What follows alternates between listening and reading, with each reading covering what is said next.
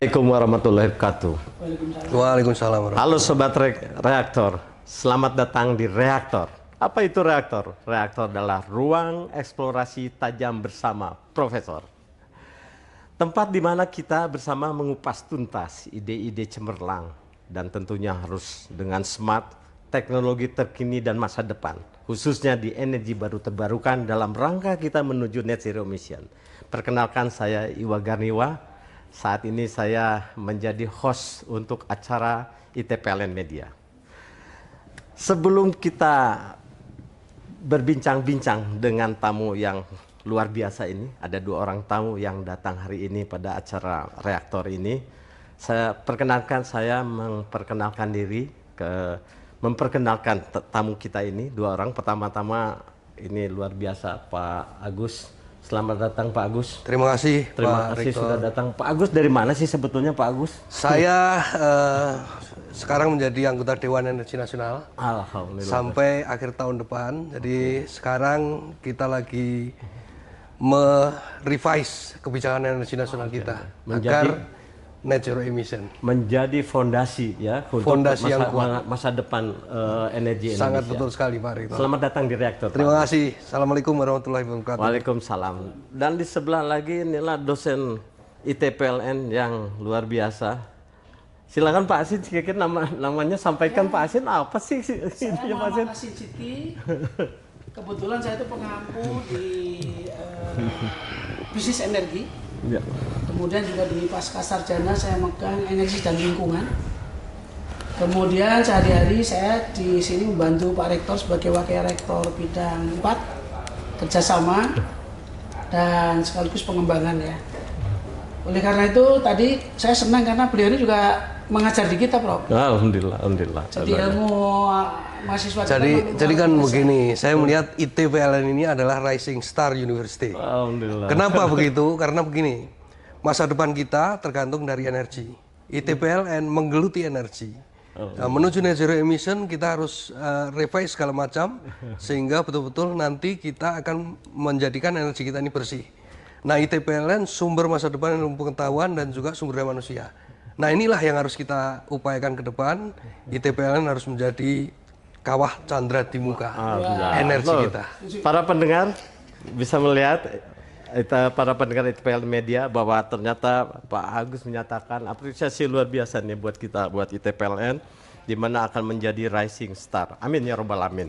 Kita langsung saja Pak Agus, Pak Asin, saya tentu langsung bertanya kepada Pak Agus dulu. Pak Agus, kita mulai dari dasar sebelum kita ke dalam ya Pak Agus ya. Terima kasih. Bahwa pertama adalah saya dan Pak Agus juga menyampaikan ada tentang transisi energi. Kira-kira menurut Pak Agus itu apa sih sebetulnya transisi energi itu dan bagaimana kita menyiapkannya Pak Agus? Jadi sebenarnya apa yang disebut dengan definisi transisi energi itu adalah kita itu akan mengubah dari energi fosil ke energi yang bersih. Nah, energi yang bersih ini belum tentu energi yang dari non fosil. Energi fosil apabila dikasih CCS, yang disebut CCS itu adalah Carbon Capture Utility System atau CCUS ya. Nah, ini bisa menjadikan energi kita ini bersih sehingga apa yang disebut sebagai transisi energi itu menuju ke arah itu. Jadi harus energi betul-betul bersih. Nah, kapan sampainya itu adalah kalau kita sebut dengan net zero emission 2060. Nah, inilah yang harus kita usahakan, roadmap ke sana itu harus kita arahkan ke situ semua, Pak. Cukup panjang. Cukup panjang. Apa jangan-jangan ini pendek, Pak? Tetapi begini, karena kita memang beratnya itu di emisi CO2 kita ini, ekivalen ini yang tiap tahun ini harus kita rilis. Kita kan harus memenuhi NDC, betul, National Determined Contribution. Dan sekarang ada yang disebut sebagai Enhanced NDC, Long Term Strategy. Nah, ini harus kita penuhi juga ini. Nah, sehingga dari situ nanti kalau itu kita penuhi, maka jangan salah nanti kalau ada namanya green labeling. Kalau kita tidak penuhi itu, mungkin kita bisa di-ban. Ke luar negeri nggak bisa ekspor. Nah, karena itu harus hati-hati. Mulai dari sekarang harus kita usahakan agar energi kita ini bersih. Ya, luar biasa. ITPLN Media. Jadi bayangkan bahwa kita mempunyai PR yang luar biasa. Tadi saya menyatakan ini pendek atau tidak sih sebetulnya. Kalau melihat bisa dikatakan pendek. Hanya 30 6 tahun. Iya betul. 36 Perjalanan. Nah, saya ke Pak Asin dulu nih. Pak Asin sebagai pendidik, sebagai akademisi, melihat transisi energi bagaimana? Barangkali menyambung, khususnya di akademi di ITPLN sendiri, bagaimana Pak Asin?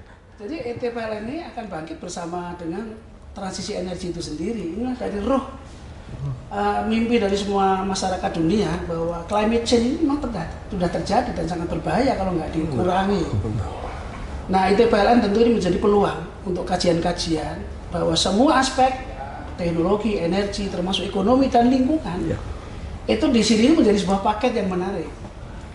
Ya, dari berbagai jenis pendekatan, ya, pendekatan sosial, pendekatan teknologi, pendekatan ekonomi dan lingkungan tadi diramu menjadi sebuah kajian, ditunjang lagi dengan lembaga-lembaga riset yang kita punya di sini, yang mahasiswa itu pasti akan memetik hasil ketika dia lulus nanti, mindsetnya itu sudah baru. Jadi dia sudah sangat siap di green jobs, di mana nanti akan tercipta gara-gara transisi energi tadi. Betul. Semangat ITPLN adalah menjadikan Indonesia itu menjadi tuan rumah di negerinya sendiri. Betul. Terhadap teknologi dan sekaligus kapabilitas juga dampak dari ekonomi yang sangat besar karena transisi energi. Begitu, Bro. Nah, tadi udah masuk ke Pak Asin mengatakan teknologi nih. Transisi energi yang saya dengar salah satu adalah kita akan mengembangkan nuklir. Wah. Bahkan Pak Prabowo menyatakan berapa 5 giga ya targetnya. Ini luar biasa. Sementara kita sudah banyak kehilangan momentum kelihatannya untuk membangun nuklir. Nah, mungkin Pak Agus nih sebagai Dewan Energi Nasional, seoptimis apa sih kita akan membangun nuklir ini? Karena sudah cukup panjang nih ceritanya. Silakan Pak. Ya, Agus, jadi kan begini ya, nuklir itu kalau kita lihat sebelumnya, jadi di kebijakan energi nasional yang sebelumnya kan nuklir sebagai pilihan terakhir. Betul. Pilihan terakhir itu sebenarnya tidak harus terakhir semua sudah habis semua baru nuklir jalan, tidak. Tapi pendekatannya dengan multi kriteria. Multi kriteria itu harus bisa diterima dari sisi politik, diterima dari sisi lingkungan hidup, diterima dari sisi sosial. Jadi itulah yang harus kita lakukan, dan sekarang pun juga harus seperti itu sebenarnya. Nah, tetapi yang paling penting di sini adalah kenapa kita harus menggunakan nuklir, karena sebenarnya apa yang disebut energi terbarukan itu sebenarnya tidak cukup, Pak. Kalau kita ke depan, energi terbarukan kita itu sangat terbatas. Memang sekarang ini mungkin di mana energi masih rendah, kita kan tahu sekarang konsumsi energi kita ini baru 1.300 kWh per kapita per tahun. Nah, ini sebenarnya kita itu masih terperangkap dalam middle income trap. Nah, kalau kita naikkan misalkan middle income trap ini harus kita keluar dari situ, maka harus 3 kali lipat itu pendapatan kita, income per kapita kita. Berarti kalau misalkan harus kita naikkan 3 kali lipat, maka energi kita juga harus kita naikkan. Betul. Ini cara sederhananya begitu. Kalau 3 kali naik berarti apa yang harus kita lakukan? Berarti pembangkit kita harus 3 kali naik. Pembangkit kita ini setahun baru 4,5 gigawatt lajunya, kecepatan pertumbuhannya. Nah, kita harus naikkan 3 kali nih. Nah, di kebijakan energi nasional itu sekarang sudah 13 gigawatt per tahun lajunya. Nah, sementara sekarang existing itu 4,5 gigawatt per tahun. Nah, kalau kita mau biarkan seperti ini, itu baru mencapai Indonesia Emas itu 180 tahun, Bro. Terlambat kita nanti. 180 tahun, itu berapa generasi nanti kita ini? Ya kan? Padahal kita mau ajukan menjadi 36 tahun kan? Betul. Nah, kalau 180 tahun menjadi 36 tahun, harus meningkat sekian kali lipat lagi. Jadi kita harus lebih cepat lagi itu. Nah, kalau kita harus tingkatkan cepat, maka energi terbarukan itu sangat terbatas, tidak cukup. Karena itu harus masuk nuklir. Rencana kita nuklir itu tahun 2032 itu harusnya 2 gigawatt, tapi untuk lebih masuk kepada masyarakat supaya diterima atau tidak, test the water lah itu. 250 sampai 500 megawatt dulu. Nah, nanti kalau sudah diterima maka akselerasi, ekspansi nuklir itu ke depan sehingga tahun 2045 itu menjadi sekitar 18 gigawatt sampai 20 gigawatt. Nah, apa yang disebut di Dirut PLN itu bahwa tahun 2034 kekurangan 2 gigawatt itu sebenarnya sudah kita penuhi dengan nuklir ini. Nuklir itu. Terus kemudian menjurus ke tahun 2045 kurang 10 gigawatt, kita sudah penuhi. Tahun 2040 ya, itu 10 gigawatt sudah kita penuhi.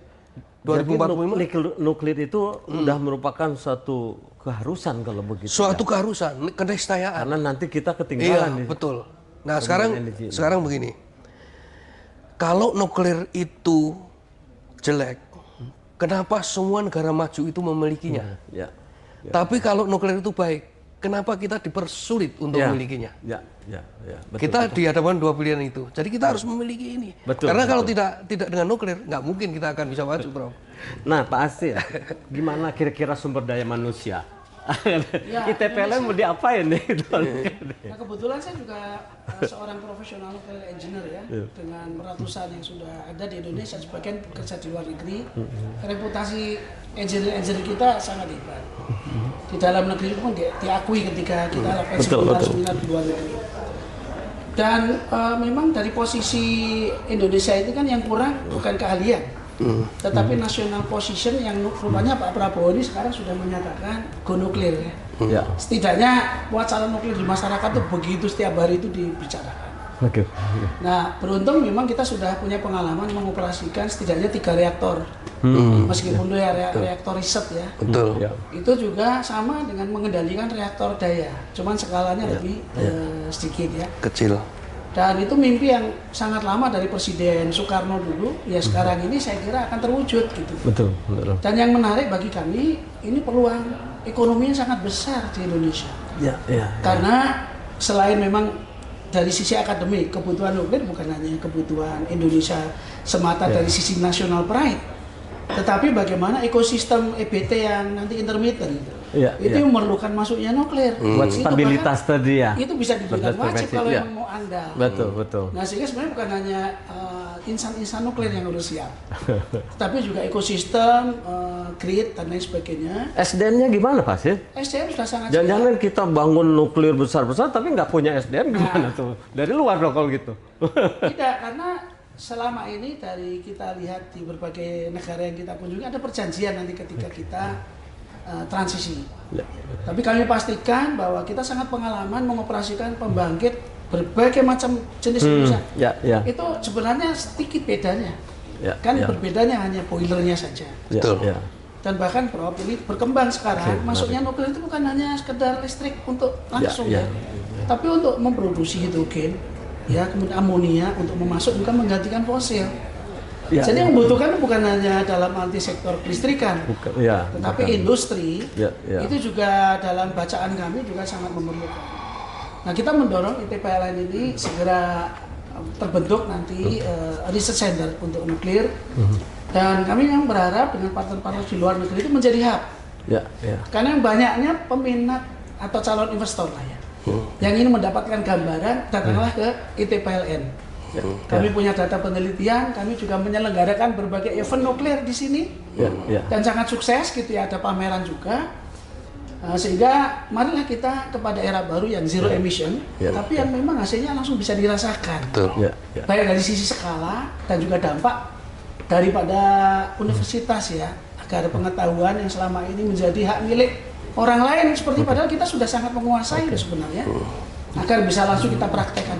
Jadi istilahnya SDM itu bukan semata harus orang nuklir saja kan, karena di situ sebetulnya pembangkit listrik pembangkit listrik, dan dimana kalau thermal itu banyak para expert ahli-ahli Indonesia yang sebetulnya udah pada jagoan sih thermalnya gitu kan, tinggal di hulunya saja tentang nuklirnya. Oke, jadi kita yakin, optimis bahwa secara SDM kita mampu ya Pak. Nah, mari kita masuk ke teknologi. Pemirsa atau ITPLN Media, para pendengar, mungkin para pendengar pernah mendengar berbagai macam teknologi tentang nuklir. Ada satu kekhawatiran ini itu. Kadang-kadang saya menyampaikan begini, jangan-jangan orang Indonesia itu takut karena manusia itu kalau kena radiasi bisa jadi Hulk. Gitu kan. Kemudian ada film dari kadal menjadi Godzilla gitu. Itu paradigma itu mungkin yang bisa masyarakat ini adalah ketakutan masyarakat. Nah, tapi kira-kira itu gambaran. Tapi saya mungkin Pak Agus bisa memberikan sedikit tentang teknologi nih Pak. Jadi yang mau dikembangkan teknologi di Indonesia seperti apa sih sebaiknya? Pak Agus? Nah, jadi begini Pak, nah, Prof, kalau kita bicara nuklir itu sebenarnya, nah kita pertama kali kan akan melihat dulu teknologi yang terakhir, yang memang betul-betul aman. Teknologi itu berkembang, generasi 1, generasi 2, generasi 3, dan sekarang sudah masuk generasi keempat. Ya. Kita kadang-kadang ditakutkan pada masalah nuklir di waktu yang masa lalu, seperti Three Mile Island, ya.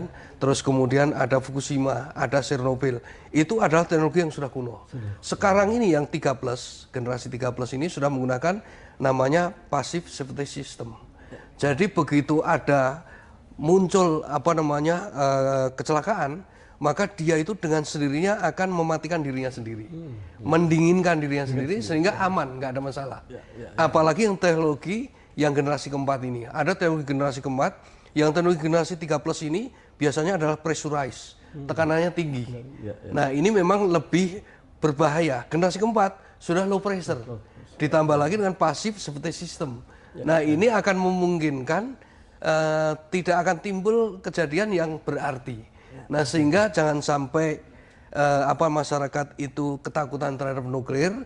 Kalau dari sisi teknologinya sudah begitu canggih, tapi dari sisi enrichment-nya itu juga sebenarnya kita sudah tidak perlu takut. Karena bom atom itu enrichment-nya 99,9%, tetapi nuklir ini hanya sekitar 4%. Jadi jauh sekali. Jadi misalkan uranium ditaruh di, nggak mungkin akan meledak karena cuma 4%. Ya gitu loh. Jadi kita kadang-kadang ditakutkan. Makanya nampak bahwa kita ini sebenarnya dijadikan oleh negara lain itu ya, jangan punya nuklir karena nanti ketahanan energinya meningkat, berarti industri akan meningkat, sehingga mereka tidak bisa menjadikan kita sebagai pasar, ya kan? Karena kita akan masuk kepada negara industri, ya kan?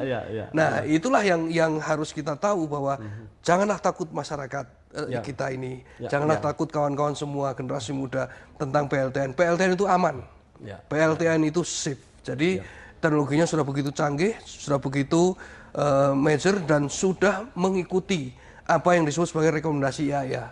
Jadi kalau kita itu ada 19 rekomendasi ya, negara yang newcomer dalam nuklir ini, kita itu hanya 3, Prof, yang masih belum kita bisa penuhi, dan sekarang ini sudah mulai kita penuhi ini. Manajemen, ini harus khusus memang untuk konstruksi itu. Yang kedua adalah national position. Yang ketiga adalah stakeholder involvement. Stakeholder involvement ini kita sudah mengajak semua pihak. Akhirnya sekarang Pak Presiden kita sendiri kan juga sudah mulai mendeklar bahwa kita perlu. Itu artinya stakeholder involvement ini sudah jalan. Terus kemudian national position. Dengan pernyataan Pak Presiden bahwa kita butuh 5 gigawatt, maka sebenarnya kita secara politis itu sudah masuk. Tinggal regulasinya saja yang kita harus kembangkan. Itu declare kan? Itu declare. Dan itu harus dilaksanakan. Ini jadi apa yang dikatakan oleh Pak Presiden kan merupakan satu undang-undang bagi kita. Betul. Jadi harus kita laksanakan. Kalau kita tidak mampu, bagaimana caranya supaya mengusahakan supaya middle income country bisa kita escape dari situ kita ini. Oke, Pak Agus, sebelum lanjut ke situ, saya pengen ke Pak Aksin. Pak Aksin kan pernah di PLN ya Pak ya? Nah, ini saya larinya ke price atau harga energinya. Gimana Pak Aksin? Kira-kira PLTN ini akan bikin mahal apa enggak sih sebetulnya? Sebenarnya kami sudah nanti Pak Agus bisa juga menanggapi loh. Betul. Jadi harga itu tentu ini menjadi tantangan. Dan sekarang sudah banyak proposal masuk bahwa dia bisa berkompetisi dengan PLTU batubara, itu sudah menjadi sangat biasa proposal itu.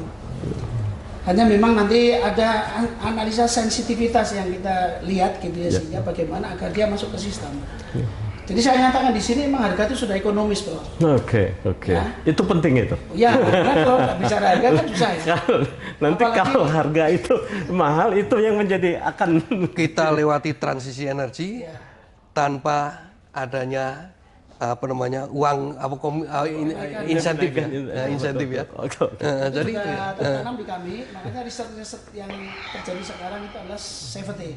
Ya. Jadi kalau bicara PLTN teknologi mau seperti apa susahnya, di pelajaran sekolah itu yang pertama safety, kedua safety, ketiga safety. Wah.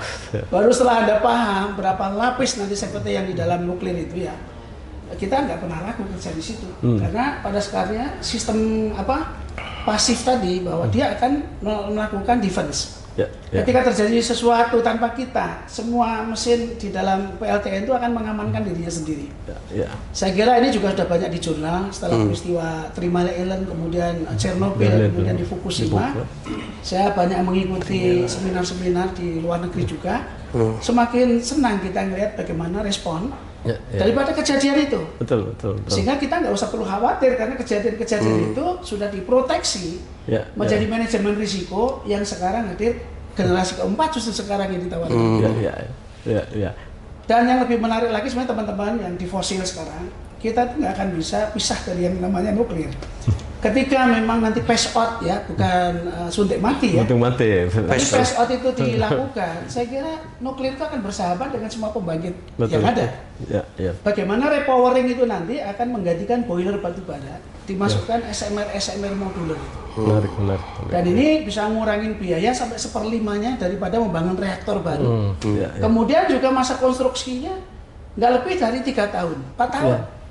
Nggak sampai juga dibanding kalau memang kita membangun yang dari awal itu sampai 10 tahun kan begitu. Iya, betul. Berarti Indonesia tuh sudah siap dong harusnya Sudah kalau yang sangat begitu. siap. Dan tadi karena bisa hanya 1/5, biayanya tidak semahal mulai dari awal kalau Betul. begitu ya. Wah, ini Kalau luar kita biasa. memahami bahwa di dalam dunia nuklir itu banyak kemungkinan. Jadi tidak harus serta-merta menjadi pembangkit ansih, tapi dia bisa istilahnya combine dengan pembangkit yang ada. Jadi programnya itu bisa ekspansi ya nggak usah nyari lokasi baru. Betul. Jadi dari situ kan pasti kan sudah ground analysis kan sudah dilakukan sebelumnya. Nah ini akan menguntungkan kita dan akan menurunkan modal. Betul. Investasinya akan turun. Saya pernah membaca satu tulisan tentang Fukushima yang ternyata oleh karena nuklirnya tuh hampir tidak ada korban. Justru korbannya tuh oleh karena adanya tsunami. 1.600. Begitu, Pak? Betul. Jadi 1.600 orang yang meninggal itu karena tsunami, bukan karena nuklir. Bukan karena nuklirnya. Nuklir itu begini. Jadi ceritanya Fukushima itu begini. Kan di situ ada barrier untuk tsunami kan. Itu kan dirancang kalau tidak salah 12 meter. Tapi ternyata tsunami yang terjadi kemarin 25 meter sehingga masuk kan. Nah, memang settingnya akhirnya reaktor itu melting. Jadi karena pendinginnya nggak ada. Tapi dari reaktor yang melting itu tidak ada yang meninggal langsung di situ gara-gara radiasi. Radiasi itu nggak ada. Akhirnya itu di shutdown terus kemudian pompanya dinaikkan. Nah sekarang sudah mulai akan di restart lagi sekarang. Dan harus kita tahu bahwa sebenarnya itu bukan pressurized water reactor, tapi boiled water reactor. Di mana generasi keberapa itu, Pak? Itu generasi kedua, Pak. Kedua padahal. Generasi kedua. Jadi dia itu dari reaktor itu kan mengeluarkan uap, itu langsung ke turbin. Kalau yang generasi sekarang ini kan ada circle pertama itu dari uap itu mengalir ke pressurizer, ya kan, terus kemudian dari situ nanti ke turbin, sehingga ada 2 tingkat, sehingga yang di sini sudah betul-betul bersih. Misalkan di sini terjadi masalah, nggak akan terjadi kontaminasi. Yang kontaminasi adalah yang di dalam aja. Oke. Ini ke Pak Asin lagi, Pak Asin. Sekali lagi nih, saya ingin meyakinkan lagi nih tentang balik lagi ke SDM, Pak Asin. Karena kuncinya konon gitu ya, bahwa sehebat pun apapun itu teknologi, kalau SDM-nya itu kita tidak kuat gitu ya, maka hanya keberhasilannya akan menjadi berkurang atau lebih tepat menguntungkan lah negara orang lain. Nah, kalau riset-riset itu Pak Asin di Indonesia ini lebih tepat bagaimana riset-riset kita ini Pak Asin tentang PLTN ini? Jadi riset itu terbagi di istilahnya kayak supply chain management, ada yang ngurusi di bahan bakarnya. Dari situ sudah ditemukan sama teman kita yang dari UGM itu, Dr. Andang ya, itu bahwa dengan uranium kadarnya yang rendah yang di alam, itu sudah bisa dibuat mengenerate PLTN. Gitu. Ya, ya. Itu kan sangat sederhana karena memang masalah di yang rumitnya atau mungkin yang diprotek ya oleh negara-negara lain yang kadang-kadang menjadi kecurigaan satu negara pengayaan uranium. Ya, Nah itu ya. juga tanpa itu pun sudah ditemukan lah bagaimana reaktor dengan kadar fuel yang prosentase rendah itu bisa. Nah kemudian pengalaman Batan sekarang di BRIN itu sudah banyak menelurkan mungkin ribuan jurnal dan juga pengakuan-pengakuan dan bahkan mungkin paten ya kita belum mendalami tapi dengan diskusi kami itu kami kok merasa ini masalahnya bukan SDM ya. Karena kami itu sudah disiapkan sejak dari berapa puluh tahun yang lalu di Gajah Mada dosen-dosen kami kan juga lulusan dari luar negeri. Beberapa kami sekolah juga di luar negeri meneruskan dan saya sendiri selain di Indonesia juga kan ikut beberapa kursus banyak punya sertifikat internasional. Nah opportunity-nya menurut saya take it or leave it. Sekarang atau mungkin tidak sama sekali. Nah, artinya bahwa sebetulnya dari requirement yang ada atau kriteria membangun pembangkit listrik tenaga nuklir ini, Indonesia sebetulnya sudah siap, betul nggak? Iya, Sudah. sangat betul, lalu, sudah siap. Pak Agus, Ya. apa yang kurang kalau begitu? Nah, jadi kalau menurut saya kira dalam waktu dekat ini kan regulasinya kan sudah ada. Kemudian Presiden sudah mengatakan seperti itu. Undang-undang kita punya kan? Undang-undang ketenagakerjaan kita sudah ada, cuma sekarang sedang revisi memang. Karena dengan adanya zero emission itu kan kita harus membuat penyelarasan lah gitu ya. Nah, seperti RUU EBET juga nanti akan segera jadi. Nah, ini saya kira sudah lengkap dari sisi regulasi. Komitmen Presiden secara politik juga sudah. Ini jadi sudah nggak ada lagi yang kita tunggu. Dan marilah kita bangun PLTN itu mulai tahun depan lah itu harus sudah mulai. Jadi kita siap nih ya? Kita harus siap Pak. Kalau enggak kita nggak bisa masuk keluar dari middle income trap loh Pak ini. Tapi sebelum itu artinya gini kan, kita jangan selalu bilang wah pasti positif. Ada nggak sih sebetulnya kekurangannya? Kan ada aja semua sumber itu kekurangannya. Ada nggak sih sebetulnya PLTN ini kelemahannya lah? Event itu sedikit. Atau memang susah dicari kekurangannya? Jadi kalau menurut saya kekurangan PLTN itu satu adalah modal awal itu memang besar. Itu pertama. Terus kemudian penyiapan sumber daya manusia ini juga tidak main-main. Karena kalau saya lihat mungkin Pak Aksin juga sudah sering lihat pembangkit itu ada beberapa shift yang memang betul-betul kemampuan teknisi itu seragam. Jadi nggak bisa yang satu memiliki semangat tinggi, yang lain kemudian ngantuk-ngantukan, itu nggak mungkin. Jadi memang harus pembagian ininya harus berdasarkan SOP yang betul-betul mantap. Jadi ada 5 kelompok itu, satu harus masuk ke simulator, yang lain sudah operasi, kemudian masuk simulator ini nanti langsung masuk operasi, yang lain selalu bergantian begitu Pak. Security-nya harus kita lakukan sedemikian ketat sehingga tidak bisa kita samakan dengan pembangkit yang lain. Tapi kita yakin bisa. Yakin bisa Pak, yakin bisa.